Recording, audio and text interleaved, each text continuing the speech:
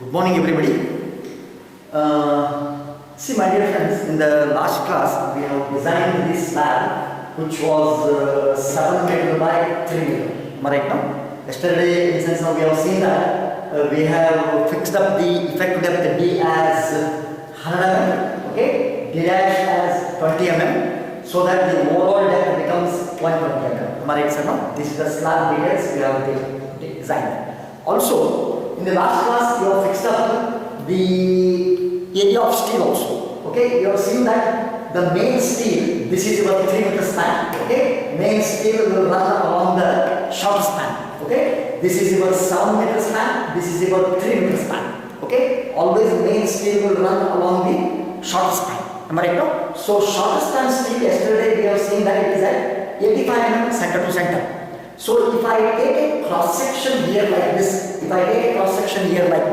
and if I see from this end, I will see this figure, this drawing I am going to see. Am I right now? So now it is supported on 300 mm brick wall. The slab is supported on 300 mm thick brick wall, and your main steel will run in this direction along 3 meter span. Am I right, sir? So this is the main steel. Was that not? And please remember one thing, since we are using Fe 250 steel, MS bar, this has to be hooked. Okay, it has to be hooked like this. Everywhere hooks has to be there now. So now this is your one steel which is coming like this. Okay, like this now. So now again, what your IS code says is alternative bars can be bent up. Say for example now, this bar will start from here, it comes like this, comes like this, one bar will go straight like this.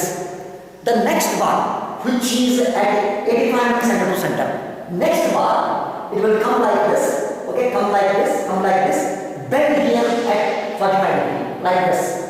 And this bending has to start at L by 7, from the face of the support.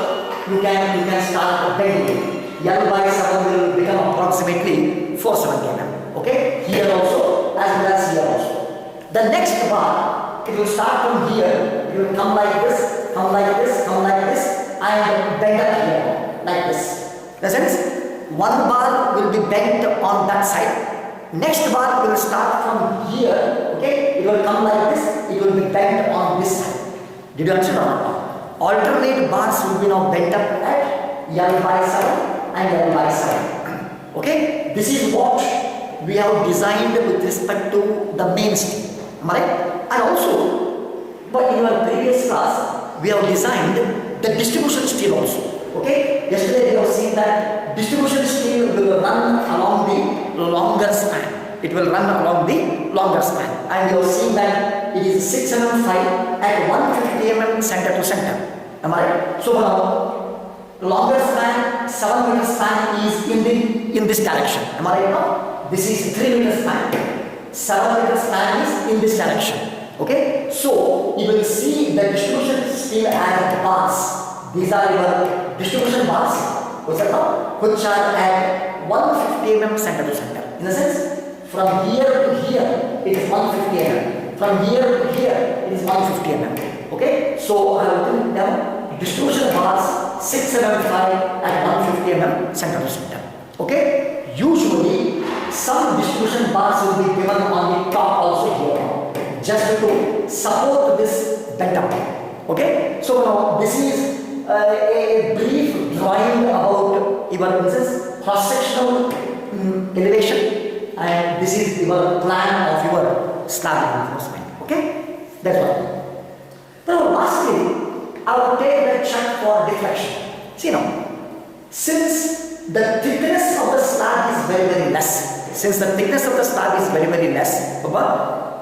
is every chance that this slab may deflect excessively. Okay? So now, the IS code says that you have to take the check for deflection. Okay? See now. Yesterday, if you just recall, 85 mm center to center we have given the spacing, but actual spacing worked out was 87 mm center to center. Am I right now? 87 we wrote it as 85 mm center to center. So reducing the spacing, certainly actual AST will increase now. Actual AST will increase. So now, first of all, I will try to calculate actual steel provided.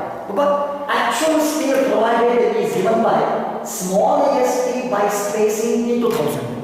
So small AST I know 50.3, spacing, actual spacing adopted is 85 center to center instead of 87 mm center to center. Okay, so 85 into 1000. So now this is your actual AST provided 591 mm square. This is the actual AST. Okay, so now, but now I want to calculate one quantity called percentage of tension steel at midspan. At midspan, as you know, the deflection is maximum. Am I right? If at all this slab is going to deflect like this, okay, deflection will be maximum at the center. Am I right now? So I will try to calculate what is the percentage of tension steel at midspan. Here, P. Well, P is, as you know, it is given by AST by DT into 100. So AST is 591, actual AST. Breadth is 1000 because it's a slab. Effective adopted is 100 into 100 angles. Okay, so now it will give me percentage of tension steel P as 0.562 percentage. Was that not? Okay. But now at this juncture, I would like to calculate one quantity called Fs. Fs is given by 0.585 AST required divided by AST provided. Why I am calculating this, I will explain you a little later. 0.58 as Fy bar, since we are using MS bars, okay, it is 250 mm, 250 MPa. AST required, yesterday you have seen that it is 578, but AST provided is here 591. So it will give me 141.8 MPa. But in a sense, the value of Fs calculated is 141.8 MPa. Now I will round it off to 145 MPa. Okay, round it off to 145 MPa. Why I am rounding it off, I will explain it little later. Okay, so now from this. Now, I will show you one figure 4 in your IS4, which is there on page number 38. But from this figure, I want to calculate something called modification factor K1. This modification factor K1 has to be calculated corresponding to P is equal to 0.562. See now, P you have calculated here. P is 0.562. Per percentage. Am I right? So corresponding to this P, I want to calculate K1 value, modification factor. Okay? How it has to be calculated, I will show you.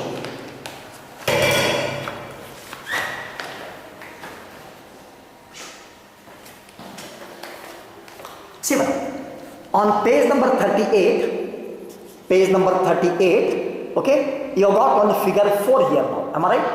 Modification factor for tension reinforcement. Is it there? I will just show you. This is that figure.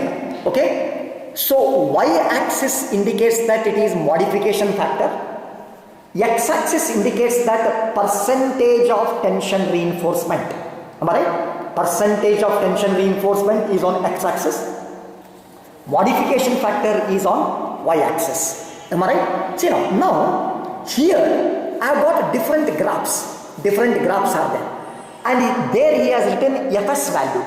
Fs value topmost, if you see, Fs is equal to 120, Fs is equal to 145, Fs is equal to 190, Fs is equal to 240, Fs is equal to 290. But now you have to choose one graph from this. But now I am going to choose Fs is equal to 145. The reason is, why I am choosing Fs is equal to 145 is, okay, 1 minute. See now, why I am choosing Fs is equal to 145 is, it is 141.8. This value is approximately equal to 145. Am I right? That's why I am choosing this curve, 145. I hope you came to know. Okay? Just below that graph, you see this equation is given in the IS code. Just below this graph, figure 4, okay, this equation is there now. You need not remember this. Okay, so from that graph, I have taken this equation and I have calculated this Fs value, and I am choosing it as 145 MPa because the graph is near to this value is near to this 145. So that graph I am choosing now. Okay, see now. See here now. So I have chosen the second graph, which is Fs is equal to 145. Okay, below this graph there is one equation. Equation C now. Fs is equal to 0.58 Fy. Area of cross section of steel required. Area of steel cross section. Steel provided. In a sense, AST required divided by AST provided. But this equation I have written there. You need not remember this equation. It is there in the code. Okay? Okay? Directly you can take this equation and you can calculate this thing now. So now, can you calculate? Now you know your percentage of tension reinforcement.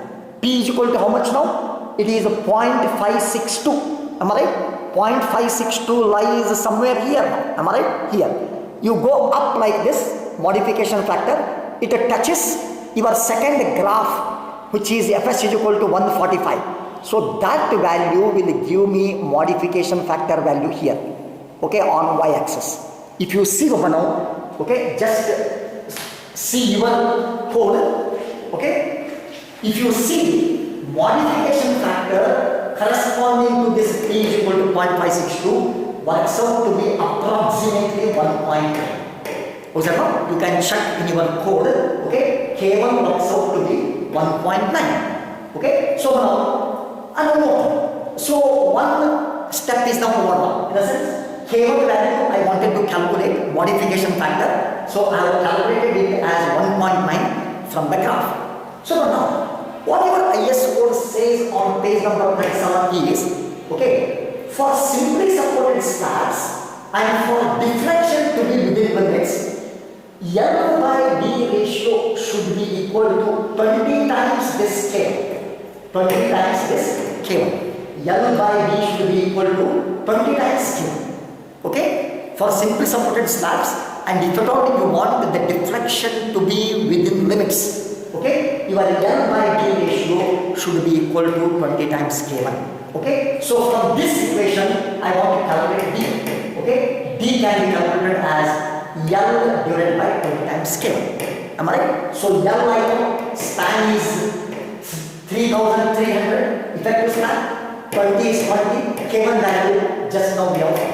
So now it will give me effective depth required as 86.84 mm. In the sense, what it says is, if at all you want to keep the deflection of the slab well within the limits, okay, minimum effective depth you have to provide 86.84. This is what it says.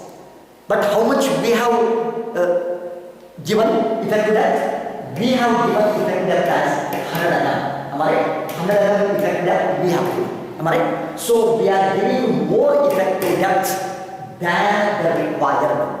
That's why I say, since D provided is greater than D required, I say that the slab is safe in deflection, or I say that the adopted effective depth is okay. Okay, so now this is how you can take the check for deflection. So this is the cross-sectional elevation. This is the plan. Okay, thank you very much.